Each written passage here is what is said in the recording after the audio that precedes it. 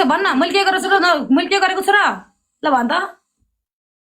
ओए रितु भन्ने थमेलमा नबिकेको 2 गिलास रक्सीमा सुतेर हिँड्ने कलौटेको रखेल रितु भन्ने अम्मा कसम हैन अम्मा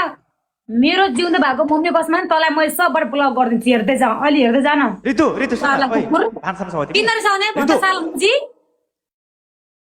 गाली नगर न रितु डान्स गर आइज नाच नाच किन नाच्नु भन्न म किन नाच्नु काली ओ थाहा छ भने म पनि थाहा हुँदैन नि रितु रितु यत्रो मान्छे लाइभ हेरेको गोविन्दले भने सबै छ त रितु सुन न नरिसाउ न प्लिज यार रितु सुनाइ यता सुन तँलाई म भन्छु हैन तैले चाहिँ हैन तँलाई एउटा कुरा भन्छु यार तैले चाहिँ भ्युज बढाउनको लागि तैले छाडा बोल्ने बुबो देखाउ भन्ने नाइटो देखाउ भन्ने यस्तो उस्तो भन्छ तैले मलाई तेरो बान थाहा छ बुझिस् नि त एउटा राम्रो छोरा होस् भने हैन एउटा राम्रो तरिका लाग्छ क्या मान्छे आउँछ कि बुझिस् नि छाडा बोलेर ए नाना थरी भनेर कोही भ्युज आउँछन् तर त्यो कस्तो न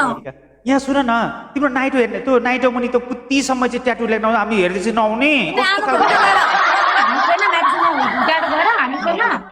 आमाको ट्याटु छैन तिम्रो ट्याटु भएर पो हेर्न खोजेको त नरिसायो त्यो रिसाको सुहाउँदैन क्या तिमी त्यो राम्री मान्छे नरिसा न बेबी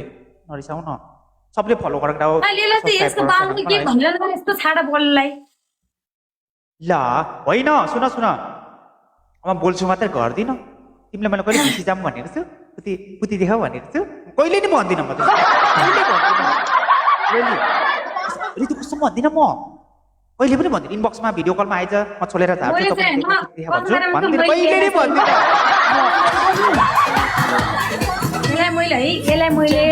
यसलाई मैले कहिले पनि नराम्रो भयो यसलाई मैले साथी मान्छे क्या नि यसले आएर मलाई यस्तो गर उस्तो गरे यसले यति नराम्रो शब्द बोल्छ नि यसले यति नराम्रो शब्द बोल्छ नि कसम होइन यहाँको मान्छे कोही दिदी बहिनी हुनुहुन्छ कोही बाबुआमा हुनुहुन्छ होला तर सुन्ने मान्छे पनि कस्तो हुन्छ क्या तिमीलाई के हुन्छ होला लाज लाग्छ कि लाज लाग्छ यार यसलाई लाज भन्ने केही पनि छैन कसम भनेको यो त लाज बचाइसकेको मान्छे हो होइन जस्तै आम्बो उस्तै छोरो जन्म होला नि बिचरा आम्बोलाई के भन्नु बिचरा होइन तर एउटा भनौँ न एउटा छोरो बदली भयो भने आम्बोको मान्छे कति नराम्रो भन्छ कति कुरा काट्छन् होइन मान्छेहरू चाहिँ यसले चाहिँ भन्छ नि यसले छ नि यसले केटी मान्छेको रेस्पेक्ट गर्दैन क्या यसले जे पाइती बोल्ने छाडा बोल्ने यसले दिव्याले कस्तो गरेको थियो आमामा पुरै छाती हल्लाएर उठ गरे नाच गरे यस्तो दिव्या पनि उस्तै टाइपको क्या फेरि मलाई मैले कति सम्झाएको दिव्यालाई एउटा साथी ठाउँ बस्न ल त्यसो भयो सुन केटी मान्छे तर सम्मान गर्न आउँदैन आउँछ नमस्ते रितु फेरि मलाई अरू जस्तो सोचिस् क्या अरू जस्तो केटीलाई ए यस्तो सुन्दा राम्रो मुख छाडा जस्तो भने जस्तो नसोच्ला मलाई म त्यसमा पढ्दैन फेरि रितु कलाकार हो मोडल हो राम्री छे हाम्री छे झारे तले होइन तर केडा हो है रितुले जति गाली गर्यो उसको मन सफा छ है कसम रितुको मन सफा छ है तपाईँको कुरा हैन के रिस उठ्छ यार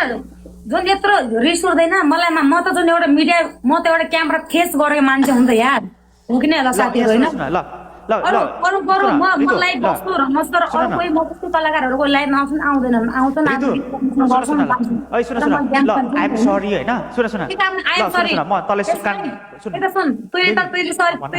तैले सरी भन्नु भनेको उहिले हो क्या बुझिस् नि छाडा बोल्ने लास्टमा सरी मागेर हुँदैन नि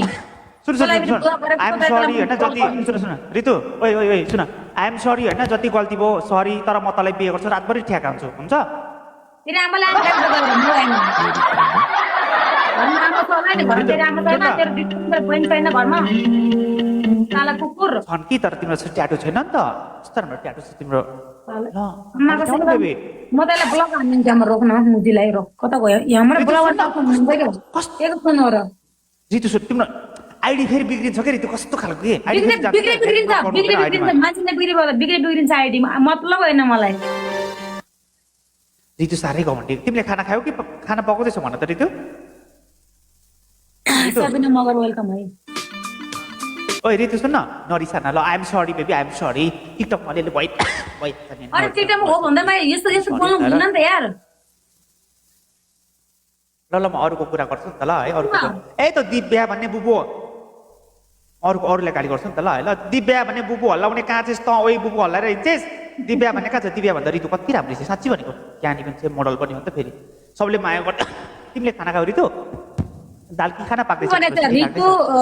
रितु दम छ ब्लग गर ए यसलाई मैले ब्लक गरेको यसलाई मैले फेसबुकबाट ब्लक गरेको टिकटकबाट ब्लक गरेको पछि दिव्याले भोलिबाट ऋतु मलाई लड्डुले फोन गरेर ऋतुले किन ब्लक होइन ऋतु हाम्रै मान्छे हो उसले सम्झेर माया अनि मैले दिव्याले गर्दा मात्रै यसलाई मैले अनब्लक गरेको ओइ त्यहाँ त्यो ब्लक गर्ने भने चाहिँ केटा केटी हो केटा केटी भन्दा मलाई थाहा छैन किन भन्नु म जो भए पनि मेरो भ्युअर्स हो ए ओए ब्लक गर्ने भने त्यो झट्टी तलै 12 इन्चको लाडोले घाँटीमा ड्याममा हानेर तेरो नाइचो घाँटी पुरा सुनाएर उसलाई अन्डा कोषबाट माथि मुखमा कता कता निकालेर मुजी ब्लकर भन्छस् ऋतु हाम्रो मान्छे हो ऋतुले नराम्रो कुरा भन्नु ऋतु हाम्रै मान्छे हो ऋतुले त्यहाँ कसैले ब्याड कमेन्ट्स गरेको मर्यो केटा हो है के नगरे ऋतुलाई साँच्ची भनेको ऋतु हाम्रो मान्छे हो हाम्रो फ्यामिलीको मान्छे हो तिमीहरूले ऋतुले के भन्यो भने ऋतुको 12 किलोको दुधको झट्टी भेट्ला बेटा मुखै परि भेट्ला केटा हो ऋतुले के नभन है ऋतु हाम्रो मान्छे हो स्क्रिनसट पठाइदिन्छु तँलाई गाली गऱ्यो भने तँलाई त्यो भालु भन्यो भने स्क्रिनसट गर्दै मलाई पठा म लास्ट कुदाउँछु यहाँ ऋतु भालु ठमेलको भालु भन्यो भने त्यहाँ मलाई पठा स्क्रिनसट उसको फोटो पठा ल म अहिले भर्खर यहाँसँग पुगिदिन्छु यसो नै यता सुनै मेरो भ्युअर्सले मलाई तँलाई गाली गर्छ मलाई त मेरो भ्युअर्स मलाई किन गाली गर्ने भन्न त छाडा बोल्नु तँलाई गाली तेरो बाउलाई गाली गर्ने आज ऋतु के भएको छ ऋतु आज तिमी त्यो मसान्तको दिन अलिकति मसान्तको दिन जङ्गली लाग्छ के हो तिमीलाई ऋतु जङ्गल हेर्ने यार जुन लाइभ बसिरहेको छु आएर छाडा होइन हो सुन अरूले जे भने त्यो ऋतु हाम्रो मान्छे हो होइन त्यो तँलाई यहाँ के एउटा के भनेको छ लाखे